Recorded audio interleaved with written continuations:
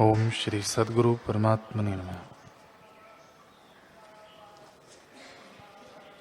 श्री वशिष्ठ जी बोले, हे राम जी, मन के मारने का मंत्र यही है कि दृश्य की ओर से चित्त को निवृत्त करे और आत्मचेतन संवित में लगावे। आत्मचिंतना करके चित्त को मारना सुखरूप है। हे राम जी, इच्छा से मन पुष्ट रहता है। जब भीतर से इच्छा निवृत्त होती है तब मन उपशम होता है, और जब मन उपशम होता है तब गुरु और शास्त्रों के उपदेश और मंत्र आदिकों की अपेक्षा नहीं रहती। हे राम जी, जब पुरुषार्थ करके मन को रोके तब कल्याण है। पुरुषार्थ करके चित्त को अचित्त करो, तब इस बंधन से छूटोगे। हे राम जी, शुद्ध चित्त आकाश में यत्न करके चित्त को लगाओ। जब चिरकाल पर्यंत मन का तीव्र संवेग आत्मा की ओर होगा तब चेतन चित्त का भक्षण कर लेगा, और जब चित्त का चिंतत्व निवृत्त हो जाएगा तब केवल चेतन मात्र ही शेष रहेगा। हे राम जी, जब जगत की भावना से तुम मुक्त होगे तब तुम्हारी बुद्धि परमार्थ तत्व में लगेगी, अर्थात बोध रूप हो जाएगी। इससे इस चित्त को चित्त से ग्रास कर लो। जब तुम परम पुरुषार्थ करके चित्त को अचित्त करोगे तब महा अद्वैत पद को प्राप्त होगे। हे राम जी, मन के जीतने में तुमको और कुछ यत्न नहीं, केवल एक संवेदन का प्रवाह उलटना है कि दृश्य की ओर से निवृत्त करके आत्मा की ओर लगाना है। इसी से चित्त अचित्त हो जाएगा। चित्त के क्षोभ से रहित होना परम कल्याण है। इससे क्षोभ से रहित हो जाओ। जिसने मन को जीता है उसको त्रिलोकी का जीतना तृण समान है। ऐसे शूरमा हैं जो कि शस्त्रों के प्रहार सहते हैं, अग्नि में जलना भी सहते हैं और शत्रुओं को मारते हैं, तब स्वाभाविक फुरने के सहने में क्या कर पड़ता है। हे राम जी, जिनको अपने चित्त के उल्टाने का सामर्थ्य नहीं, वे नरों में अधम है। जिनको यह अनुभव होता है कि मैं जन्मा हूं, मैं मरूंगा और मैं जीव हूं, उनको वह असत्य रूप प्रमाद चपलता से भासता है। ओम श्री सद्गुरु परमात्मने नमः। श्री वशिष्ठ जी बोले, हे राम जी, ज्ञान के बिना जो तप, यज्ञ, दान आदि क्रिया हैं वे सब व्यर्थ हैं। सब क्रियाओं की सिद्धि ज्ञान से होती है। जो कुछ क्रिया ज्ञान के निमित्त कीजिए वही पुरुष प्रयत्न श्रेष्ठ है। इससे अन्यथा सब व्यर्थ है। धन के उपजाने और रखने में भी कष्ट है, परंतु जो ज्ञान के साधन के लिए इसको रखिए और दीजिए तो यह अमृत हो जाता है। हे राम जी, यह जगत भ्रांति मात्र है। जैसे मलिन नेत्र वाले को रूप उल्टा दिखता है और स्वप्न की सृष्टि में अज्ञ तज्ञ भी भासित होते हैं, परंतु असत्य रूप हैं, वैसे ही यह जगत विद्यमान लगता है परंतु अविद्यमान है। आत्मा ही सदा विद्यमान है। हे राम जी, विद्यमान देव विष्णु को त्याग कर जो और देव की पूजा करते हैं उनकी पूजा सफल नहीं होती और विष्णु उन पर कोपित भी होते हैं। इसी तरह अनुभव रूप विद्यमान आत्मा को त्याग कर जो और की उपासना पूजन करते हैं वे जन्म मरण के बंधन से मुक्त नहीं होते, मूढ़ता में रहते हैं। आत्मदेव की पूजा सुनो। जो कुछ अनिच्छित आवे वह उसको अर्पण कीजिए। इसके जानने वाले में अहम प्रत्यय करना ही बड़ी पूजा है। हे राम जी, इस आत्मदेव से भिन्न जो सूर्य, चंद्रमा आदि की भेद पूजा है वह तुच्छ है। जब तुम आत्म पूजा में स्थित होगे तब और पूजा तुमको सूखे तृण की तरह तुच्छ प्रतीत होगी। दान भी आत्मदेव को ही करना है। जो बोध के बोध से करने योग्य है। वैराग्य, धैर्य और संतोष बोध का कारण है। यथा लाभ में संतुष्ट रहकर ब्रह्म विद्या का विचार करो और संतों का संग करो। इन साधनों से जब बोध रूपी सूर्य का उदय होगा, तब द्वैत रूपी अंधकार का नष्ट हो जाएगा और ज्ञान रूप ही भासित होगा।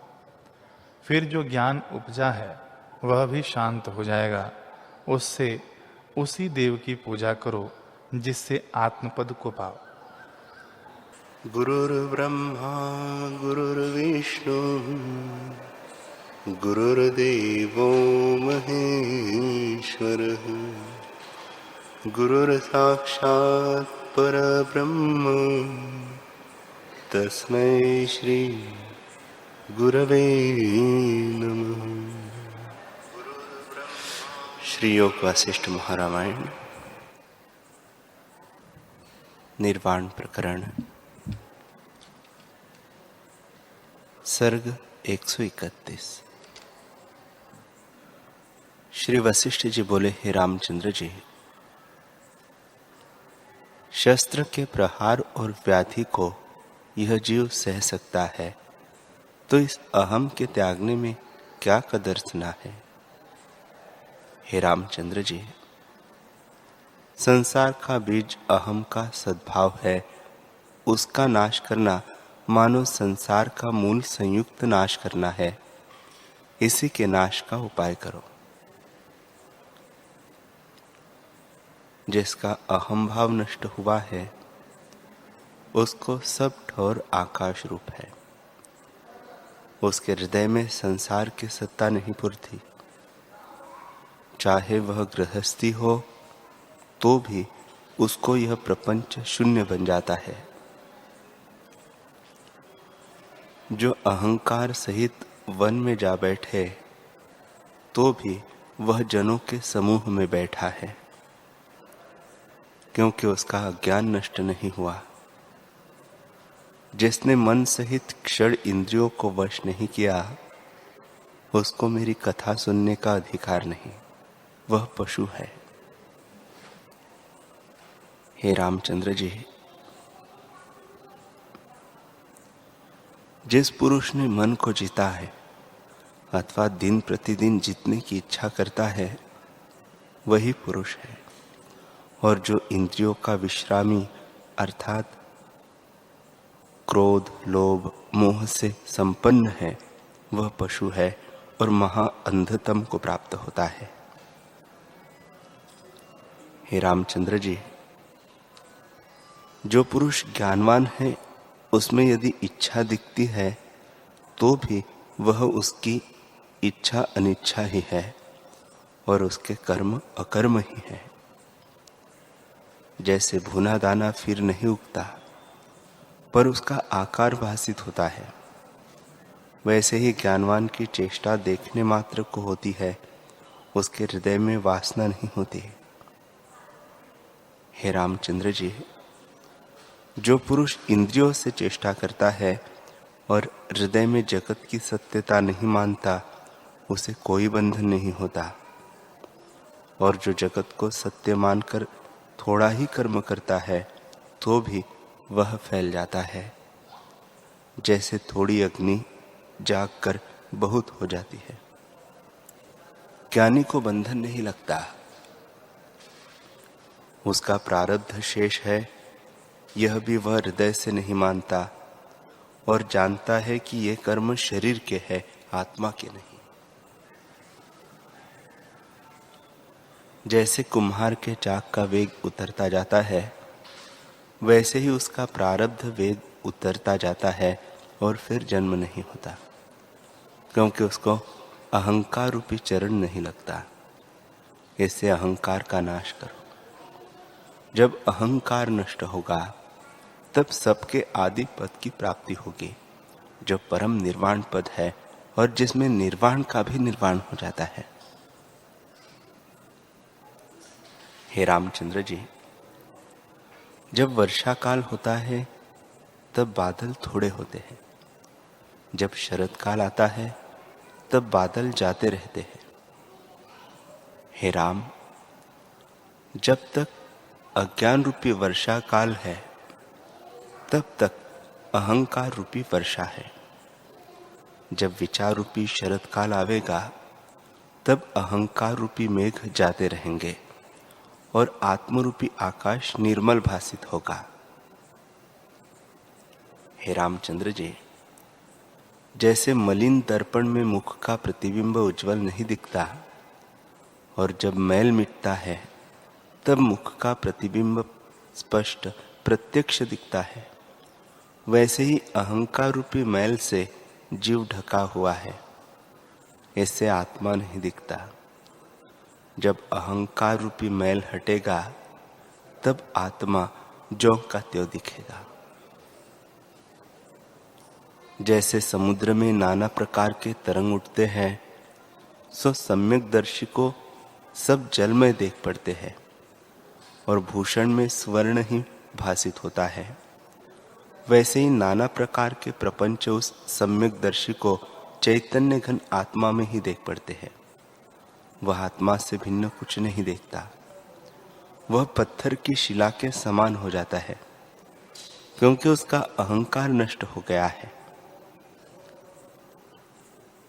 अहंकार संयुक्त है और क्रिया का त्याग कर अपने को सुखी मानता है, वह तो मूर्ख है।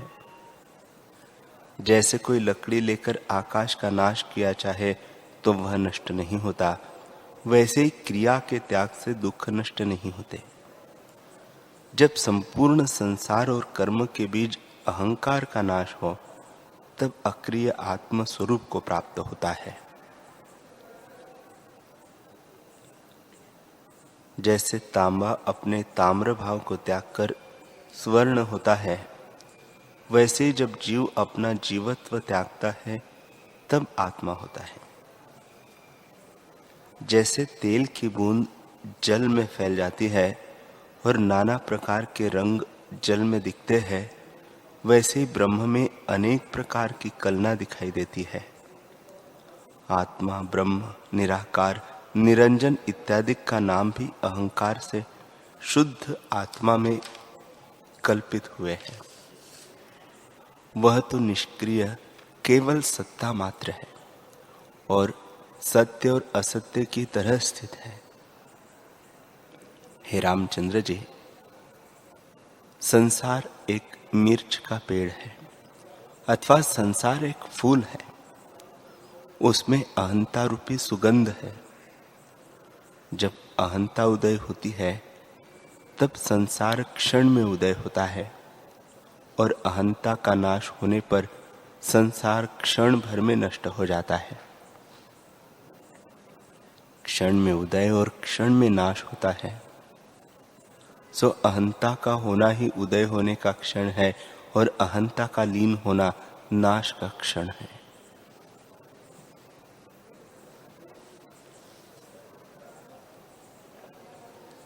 हे रामचंद्र जी,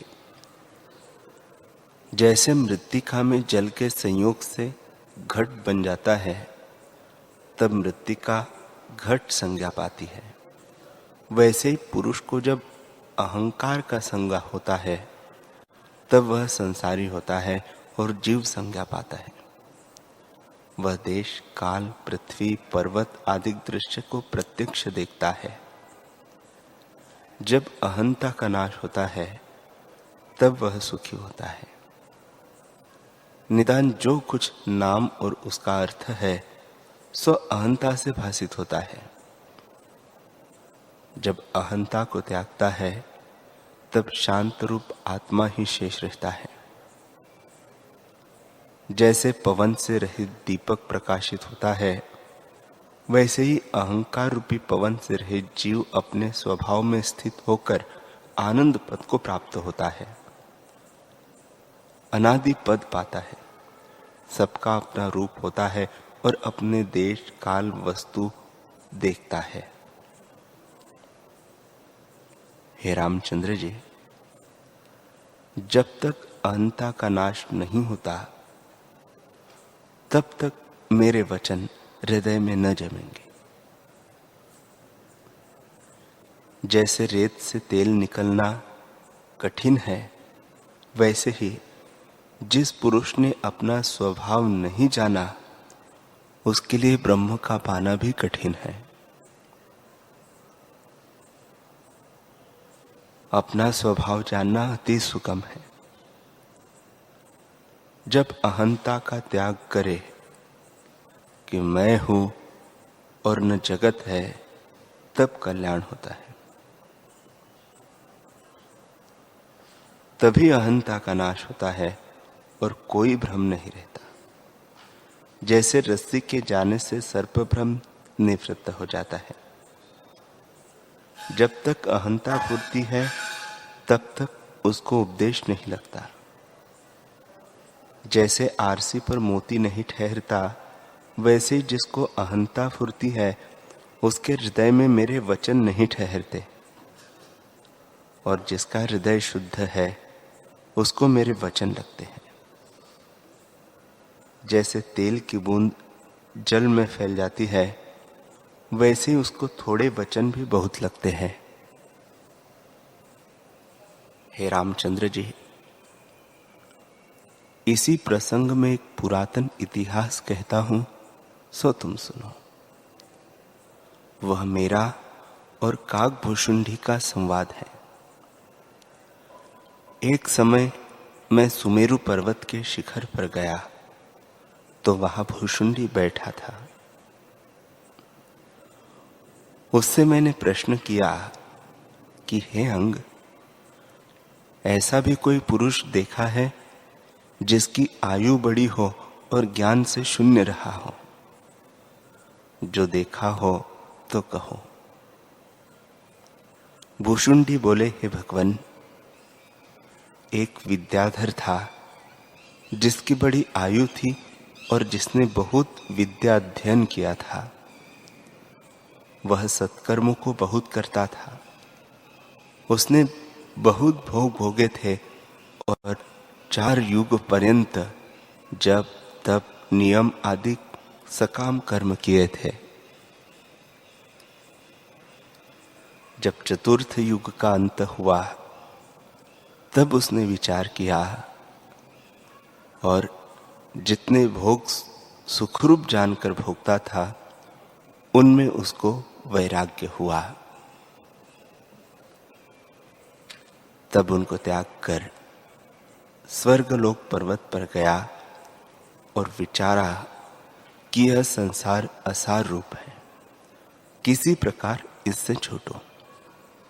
इसमें बारंबार जन्म और मरण होता है। यहां का कोई पदार्थ सत्य नहीं, किसका आश्रय ग्रहण करो।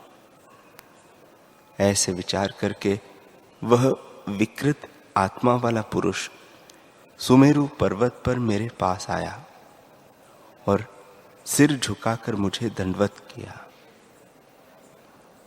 मैंने भी उसका बहुत आदर किया। तब हाथ जोड़कर उसने कहा, हे भगवान, इतने काल तक मैं विषयों को भोगता रहा, परंतु मुझे शांति न प्राप्त हुई। इससे मैं दुखी हूं। तुम कृपा करके शांति का उपाय कहो। हे भगवान, चित्ररथ के बाग में, जिसमें सदाशिव जी रहते हैं और जहां बहुत कल्प वृक्ष है, मैं चिरकाल रहा। फिर विद्याधरों के स्वर्ग में रहा।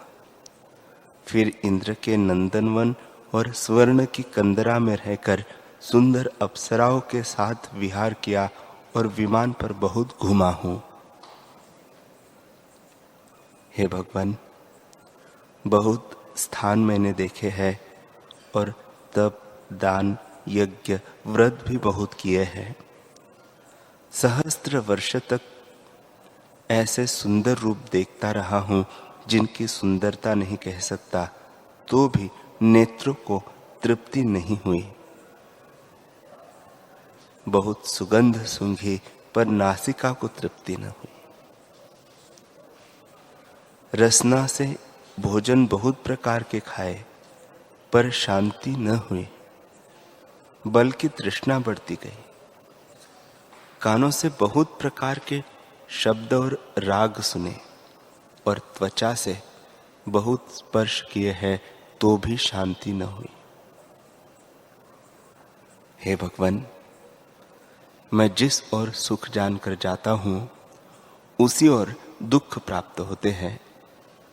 जैसे मृग क्षुधा निवारने के लिए घास खाने जाता है और राग सुनकर मूर्छित हो जाता है, तब उसको बधिक पकड़ लेता है और मृग दुख पाता है। वैसे ही मैं सुख जानकर विषयों को ग्रहण करता था और बड़े दुखों को प्राप्त होता था। हे भगवान, मैंने चिरकाल तक पांचों इंद्रियों और छठे मन सहित दिव्य भोग भोगे हैं जो कहे नहीं जा सकते, परंतु मुझे शांति न हुई और न इंद्रियां तृप्त हुई। जैसे घृत से अग्नि तृप्त नहीं होती, वैसे ही दिन दिन तृष्णा बढ़ती जाती है और हृदय जलाती है। जो पुरुष इन भोगों के निमित्त यत्न करता है कि मैं इनसे सुखी होऊंगा, वह मूर्ख है और उसको धिक्कार है। वह समुद्र में तरंग को पकड़ता है। ये तब तक सुखरूप लगते हैं जब तक इंद्रियों और विषयों का संयोग है। जब इंद्रियों से विषयों का संयोग होता है तब महादुख होता है, क्योंकि तृष्णा हृदय में रहती है और भोग जाते रहते हैं। तब जो जो विषय भोग होते हैं वे सब दुखदायक हो जाते हैं। हे भगवान, मैंने इसी से बहुत दुख पाया है। यद्यपि इंद्रियां कोमल है तो भी सुमेरु की तरह कठिन है। कोमल लगती है परंतु ऐसी है जैसे सर्पिणी और खड़ंग की धार कोमल होती है, पर स्पर्श करने से मनुष्य मर जाता है। जैसे जल में नाव पवन से घूमती है, वैसे ही अज्ञान रूपी नदी में पवन रूपी इंद्रियों ने मुझे दुख दिया है। हे भगवान, ऐसे पुरुष भी मैंने देखे जो सारे दिन मांगते रहे और भोजन के निमित्त अन्न प्राप्त नहीं हुआ, और ऐसे भी देखे हैं कि उन्होंने ब्रह्मा से काष्ठ पर्यंत सब भोग भोगे हैं, पर जिसको दिन में भोजन मात्र भी प्राप्त नहीं होता और जो सब इंद्रियों के इष्ट रूप भोगों को भोगता है, उन दोनों को भस्म होते देखा है। भस्म दोनों की तुल्य होती है, विशेषता कुछ नहीं। इंद्रियों के बंधन में बारंबार जन्मते मरते अज्ञानी पुरुष शांति नहीं पाते। जो तुम कहो कि तू तो सुखी देख पड़ता है, तुझे क्या दुख है, तो हे भगवान, वह दुख देखने में नहीं आता, परंतु मेरा हृदय जलता है।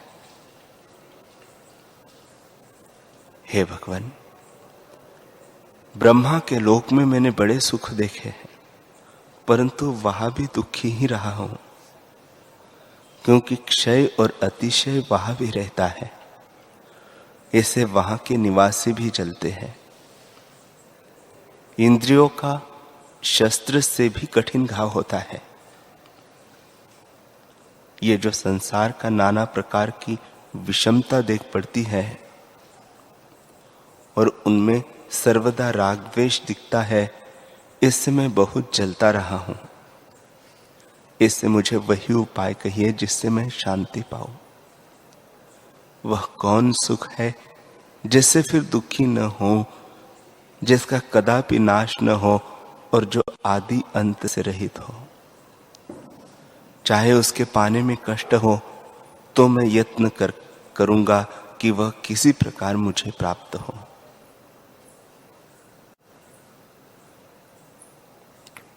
हे मुनीश्वर, इंद्रियों ने मुझे बड़ा कष्ट दिया है। ये इंद्रियां गुण रूपी वृक्ष के लिए अग्नि है, शुभ गुणों को जलाती है, ये विचार, धैर्य, संतोष आदि गुण रूपी वृक्ष का नाश करने वाली है। हे भगवान, इन्होंने मुझे दुख दिया है। जैसे मृग का बच्चा सिंह के सामने पड़े तो वह उसका मर्दन करता है, वैसे ही इंद्रियों ने मुझे मारा है। हे भगवान, जिस पुरुष ने इंद्रियों को वश में किया है उसका पूजन सब देवता करते हैं और उसके दर्शन की इच्छा रखते हैं, और जिसने मन को नहीं वश किया उसको दीन जानते हैं। जिस पुरुष ने इंद्रियों को वश किया है वह सुमेरु पर्वत की तरह अपनी गंभीरता में स्थित है, और जिसने इंद्रिया वश नहीं की वह तृण की तरह तुच्छ है। जिसको इंद्रियों के विषयों में सदा तृष्णा रहती है वह पशु है और उसको धिक्कार है। हे मुनीश्वर, चाहे बड़ा महंत भी हो, यदि उसकी इंद्रिया उसके वश नहीं तो वह महानीच है। हे मुनीश्वर, इंद्रियों ने मुझे बड़ा दुख दिया है। जैसे महाशून्य उजाड़ में चोर लूट लेते हैं, वैसे ही इंद्रियों ने मुझे लूट लिया है। इंद्रिय रूपी सर्पिणी में तृष्णा रूपी विष है। ऐसे इनके द्वारा सारा विश्व मोहित देख पड़ता है। कोई बिरला ही इनसे न हारा होगा। ये इंद्रिया दुष्ट है जो अपने अपने विषयों को लेती है, औरों को नहीं देती। ये तुच्छ और जड़ है। जैसे बिजली का प्रकाश होता है और फिर छिप जाता है, वैसे ही इंद्रियों के सुख क्षण मात्र दिखाई देते हैं और फिर छिप जाते हैं। जब तक इंद्रियों और विषयों का संयोग है तब तक सुख मिलता है। जब इनका वियोग होता है तब दुख उत्पन्न होता है, क्योंकि तृष्णा रहती है। एक सेना है, उसमें इंद्रियों के भोग उन्मत्त हाथी है, जिनके तृष्णा रूपी जंजीर है। इंद्रिया रथ है, नाना प्रकार के विषय घोड़े हैं। इस पर संकल्प विकल्प रूपी खड़ंगों को धारण किए अहंकार उस पर सवार है। ये जो काम अहंकार के साथ होते हैं वे ही शस्त्रों के समूह हैं। हे मुनीश्वर, जिस पुरुष ने इस सेना को नहीं जीता वह मोह रूपी अंधे कुएं में गिरकर कष्ट पाता है, और जिसने जीत लिया है वह परम सुख को प्राप्त होता है। हे मुनीश्वर, ये इंद्रिया भोग की इच्छा रूपी खाई में अहंकार रूपी राजा को डाल देती है, उसमें से निकलना कठिन होता है। जिस पुरुष ने इनको जीता है उसकी त्रिलोकी में जय होती है, और जिसने नहीं जीता वह महादीनता को प्राप्त होता है और जन्म जन्मांतर को पाता है। इन इंद्रियों में रजोगुण और तमोगुण रहता है। ये तब तक दाह देती है जब तक रज तम वृत्ति है। यह भी मन की वृत्ति है। जब इनका अभाव होता है तब शांति प्राप्त होती है। यह खोज करके देखा है कि इंद्रिया तप, यज्ञ, व्रत, तीर्थ और किसी औषध से वश नहीं होते, और न इसके वश करने का कोई उपाय है। केवल संतों के संग से जब वासना को छोड़े तब वश होती है। ऐसे मैं तुम्हारी शरण हूं, कृपा करके मुझे आपदा के समुद्र से निकालो, क्योंकि मैं उसमें डूब रहा हूं। मैं इस संसार समुद्र में दीन हूं, तुम पार करो। तुम्हारी महिमा मैंने संतों से सुनी है। हे भगवान, जो कोई सब आयु पर्यंत विषयों के दिव्य भोग भोगता रहे और इनसे शांति चाहे तो न प्राप्त होगी। बड़े सुख और दुख दोनों समान हैं। आकाशचारी सिद्ध भी इंद्रियों को वश नहीं कर सकते, इससे दीन और दुखी रहते हैं।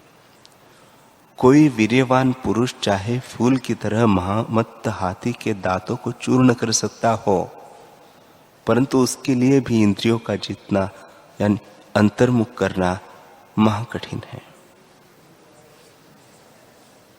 हे मुनीश्वर, इतने काल तक मैं महाअध्यात्म तम से दुखी रहा। तुम कृपा करके उबारो, मैं तुम्हारी शरण हूं। भूषुंडी जी बोले, हे वशिष्ठ जी, जब इस प्रकार विद्याधर ने मेरे आगे प्रार्थना की तो मैंने कहा, हे अंग, तू धन्य है, अब तू जागा है। जैसे कोई पुरुष अंधे कुएं में पड़ा हो और उसकी इच्छा हो कि निकले, तो जानिए कि वह अवश्य निकलेगा। हे विद्याधर, मैं उपदेश करता हूं, उसे तू अंगीकार कर। उसे सत्य जान के मेरे वचनों में संशय न करना। मैं सबके सार वचन तुझसे कहता हूं। जैसे उज्जवल आरसी प्रतिबिंब को यत्न बिना ग्रहण करती है, वैसे ही मेरे वचन शीघ्र ही तेरे हृदय में प्रवेश करेंगे। जिसका अंतःकरण शुद्ध होता है, उसको संत उपदेश करे अथवा न करे, उसको सहज वचन ही उपदेश हो जाते हैं। जैसे शुद्ध आदर्श प्रतिबिंब को यत्न बिना ग्रहण करता है, वैसे ही मेरे वचनों को तू ग्रहण कर लेगा तो दुख नष्ट हो जाएंगे और तू अविनाशी सुख और आदि अंत से रहित परमानंद पद को प्राप्त होगा। इंद्रियों के सुख आगम पाई है, अतएव दुख के तुल्य है। इनसे रहित होने में परम सुख है। हे विद्याधरों में श्रेष्ठ, जो कुछ तुझे सुखरूप देख पड़े उसका त्याग करे, तुझे परम सुख प्राप्त होगा। सब दुखों का मूल अहम भाव है। जब अहंकार का नाश हो तब शांति होगी। संसार का बीज भी अहंकार है। यह संसार मृग तृष्णा के जल सा मिथ्या है। तब तक संसार नष्ट नहीं होता जब तक अहंता रूपी संसार का बीज है। जब अहंता रूपी बीज नष्ट हो तब संसार भी निवृत्त हो जाएगा। संसार रूपी वृक्ष के सुमेरु आदि पर्वत पत्ते हैं, तारांगण कली है और फूल है, सातों समुद्र रस है, जन्म मरण बेल है, सुख दुख फल है, और वह आकाश दिशा पाताल को धारण किए स्थित है। अहंकार रूपी वृक्ष पृथ्वी पर उत्पन्न हुआ है। अहंकार ही उसका बीज है। वह वृक्ष मिथ्या ब्रह्मात्र असत्य और सत्य की नाई स्थित है। ऐसे अहंकार रूप बीज का नाश करो और निरअहंकार रूपी अग्नि से इसको जलाओ, तब इसका अत्यंत अभाव हो जाएगा। यह भ्रम के कारण भय देता है। जैसे रस्सी में सर्प भ्रम डराता है, इससे निरअहंकार रूपी अग्नि से उसका नाश करो।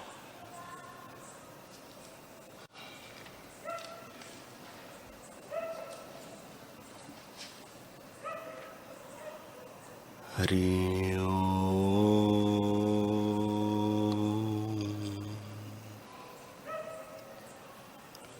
हरि ओम।